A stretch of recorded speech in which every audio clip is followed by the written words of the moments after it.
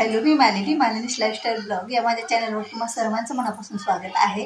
तर आज दिवाळीचा किराणा भरणं झाला आणि आज चकलीची भाजणी पण केली, कारण उशीर तर खूप झालेला आहे। पण आज आणि उद्या म्हणजे नरक चतुर्दशी आणि शिवरात्री, आज शिवरात्री उद्या नरक चतुर्दशी, अशी कुठलीही एक्स्ट्रा पूजा नसते। आता आपण दररोजची पूजा तर करतो, पण जसं की धनत्रयोदशीच्या दिवशी कुबेर माता धन्वंतरी देवाची पूजा सायंकाळी, सकाळी गाईची पूजा, वसुबारसेला गाईची वासराची पूजा, पण असे 2 दिवस कुठल्या पूजा नसतात। म्हणून आज ठरवलं की या 2 दिवसामध्ये आपल्याला फराळाचं बनवायचं आहे परफेक्ट, कारण तब्येतीनुसार सगळ्या गोष्टी कराव्या लागतात हँडल। तर आता हे एवढं काही झालेलं आहे आपलं, आणि बाकीच्या गोष्टी ज्या राहिलेल्या आहेत त्यात आपण करून घेऊया। चकल्या करायला घातलेल्या आहेत मी, आणि चकल्याचं दळून पण आणून घेतलं, आणि ही आर्या मला थोडी मदत करायला आलेली होती। तर आर्यांनी काही वस्तू मला जवळ आणून घेतल्या। बघा, दिवाळीच्या या पिरियडमध्ये कोणीतरी आपल्याला पाहिजे, कारण दिवाळीचा सण असा असतो ना की स्वयंपाक, किचन आपल्याला सांभाळणं, पूजेचं सांभाळणं, घराची स्वच्छता करणं, ह्या बऱ्याच गोष्टी स्वतःला कराव्या लागतात, आणि एवढ्यामध्ये आणखी आपल्याला फराळाचं करण्याची कसरत, आणि त्या चकल्या म्हटलं ना तर अख्खा दिवस जातो। म्हणजे जास्त जर चकल्या करायच्या असतील तर आता इथे मी 1 किलो तांदळाच्या चकल्या केलेल्या होत्या। म्हणजे 1 किलो तांदळाच्या चकल्याला प्रमाणाप्रमाणे अर्धा किलो डाळ, मूग डाळ, उडीद डाळ अशी थोडी थोडी घातली। सगळ्या डाळी मी घातल्या आकारानुसार, कारण माझा आकार हा कधीच चुकत नाही, मी मोजून तर काही घेत नाही, एक असं माप घेते आणि त्या मापाने टाकत राहते। आता यामध्ये मी लाल चटणी घातली, चटणी खूप तिखट होती त्यामुळे थोडी कमीच घातली, नाही तर 1 किलोच्या मिश्रणाला चटणी भरपूर लागते। म्हणजे मिश्रण पूर्ण 2 किलोचं झालेलं होतं। 1 किलो तांदूळ होते आणि बाकीच्या सर्व डाळी, धणे, जिरे ह्या सर्व मिळून 2 किलो झाला, आणि त्यामध्ये आता हे चुरगळून मी आता यामध्ये ओवा टाकला, आणि ओवा टाकून यामध्ये मी मोहन घातलेलं आहे 1 वाटी तेलाचं, कारण मोहन घातल्याशिवाय चकल्या ह्या खुसखुशीत होतच नाही आहेत। आणि ही आर्या आणि ही संस्कृती माझ्या मदतीला आल्या, की त्यांना वाटलं काकू एकट्याच आहेत, त्यांना मदत करू लागावा, काकू आम्ही करू लागावं का, काही आता मुली काय करू लागत्या, पण बघूत काय करू लागतात काय नाही। तर आता दिवसभर आहेत त्या माझ्यासोबत बराच वेळ, तर काहीतरी करू लागत्यालच। तर आता इथे माझं मिश्रण सुरू आहे, कारण चांगलं मी त्यामध्ये तेल मिक्स केलं। तेल हे हाताला पोळत होतं, त्याच्यात तेलाचं मोहन टाकल्यामुळं गरम तेलाचं, त्यामुळे याने मी त्याला व्यवस्थित करून घेतलं। तर पावभाजीच्या चमच्याने मी त्याला व्यवस्थित करून घेतलं, कारण पावभाजी करताना जो भाजीचा चमचा असतो त्याने व्यवस्थित असं मिश्रण होतं। बघा, हे मला आत्ताच कळालं हे मिश्रण करताना, नाहीतर मी असं कशानं तरी करायचे आपलं। तर यानं मस्त वगैरे झालं, आणि आता गरम पाणी टाकून मस्त कणिक हे भिजून झालं माझं मळून। तर एवढा मोठा उंडा एकदाच भिजवला मी, कारण 3-3दा नको, कारण चटणी मिठाचा पण त्याला आकार लागतो ना, कसं करावं कसं नाही। तर आता ओला हात करून चकल्या ह्या व्यवस्थित मी आता इथे त्यापैकी आता उंडा इथे तुंबवून घेतलेला आहे। आता उंडा तिंबताना बघा मस्तच कसरत होते, कारण उंडा काही एकत्र हा लवकर होतच नाही आहे।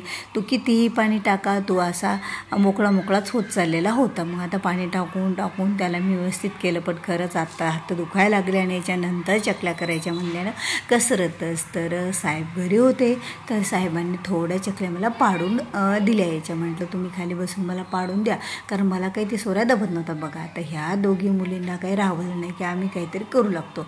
तर पहा, यांचं सुरू आहे चकल्या करण्याचं, पण यांना कशाची चकली जमते, यांना म्हणजे सोऱ्या दबतच नाही आहे, त्यांना चकली फिरवणं तर बाजूलाच राहिलं, त्यांना सांगायला हे। तर आता त्यांनी चकल्या आणून दिल्या माझ्याकडे तळण्यासाठी, आणि आता ह्या चकल्या बघा आता तळायला मी सुरुवात केलेली आहे चकल्या, कारण दोघांनी मिळून केलं काम तर खरंच लवकर होतं, आणि त्यात ह्या दोघी मुलींनी पण मला मदत केली आज काही फराळाचं करण्यासाठी। आता 2 आज फराळाचं बनवलेले आहेत, एक म्हणजे शंकरपाळी आणि दुसऱ्या म्हणजे चकल्या।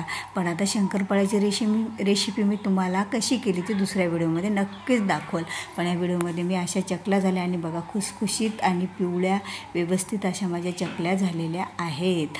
आणि खरंच ह्या करताना असं मला वाटत होतं चकल्या की खरंच थोड्या आता कशा होत्या काही नाही, भीती असते बघा, जोपर्यंत एखादी वस्तू आपण पूर्ण तयार होत नाही तोपर्यंत कशी होते हे आपल्याला कळत नाही। एकतर टेस्ट, आणि चकल्या लूज पडू नये, खुरखुर व्हाव्या, कडक होऊ नये हाही प्रश्न असतोच. पण खरंच छानपैकी झाल्या बरं का.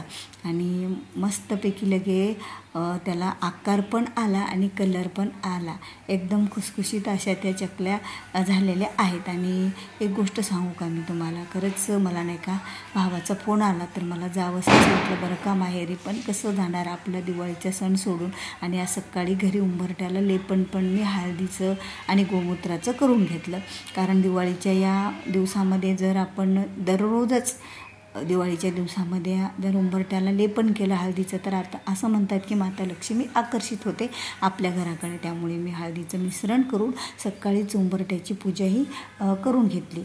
आणि सांगायची गोष्ट म्हणजे यामध्ये थोडं गुलाबजलसुद्धा घालायचं. आणि आपल्याकडं जे काही सुगंधी एखादं अत्तर असेल देवासाठी आपण वापरेल ते पण अत्तर टाकलं तरीही चालतं. कारण दिवाळीच्या पर्वामध्ये सुगंधी द्रव्य आणि त्याचबरोबर दिव्याला आणि हळदीला खरंच असं खूप असं महत्त्व असतं.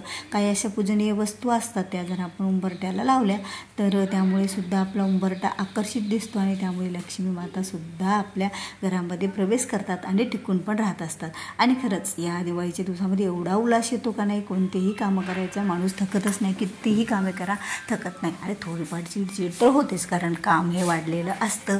चिडचिड तर होणारच थोडीफार. पण काही नाही, आता उंबरठ्याची पूजा झाली, मन शांत झालं माझं. कारण सकाळीच पूजा करून घेतली कारण दिवसभर फराळाचं करायचं होतं. तर म्हटलं चला या अगोदर सकाळची पूजा, देवपूजा ह्या सर्व गोष्टी मी करत गेले. आणि साहेबांनी शेतातून फुले आणली होती ती उंबरठ्याला पण मी अर्पण करून घेतली. आणि एक दिवा पण मी लावून घेतला. म्हटलं चला आज नरक चतुर्दशी आहे तर एक दिवा उंबरठ्यावर लावावाच. आणि छानपैकी उंबरठा सजून घेतला. कारण उंबरठा जर चांगला असेल, जसं आपला उंबरठा म्हणजे आपलं एक मेन म्हणजे वास्तूतला आपल्या घरातला मेन पण एक पंचमुखी दिवा मी लावून घेतला अंगणामध्ये. आणि उंबरठ्याची पूजा पण करून घेतली. कारण मी आज लवकर उठले होते त्यामुळे बाहेर जातं सकाळी सगळं काही झालं. आणि उंबरठ्याची पूजा पण झाली, दिवा पण लावून झाला. आणि मन असं अगदी प्रसन्न वाटत होतं. दिव्याला नमस्कार केला, उंबरठ्याला नमस्कार केला आणि घरात प्रवेश केला. तर भेटूया पुन्हा अशाच एका नवीन व्हिडिओसोबत. श्री स्वामी समर्थ.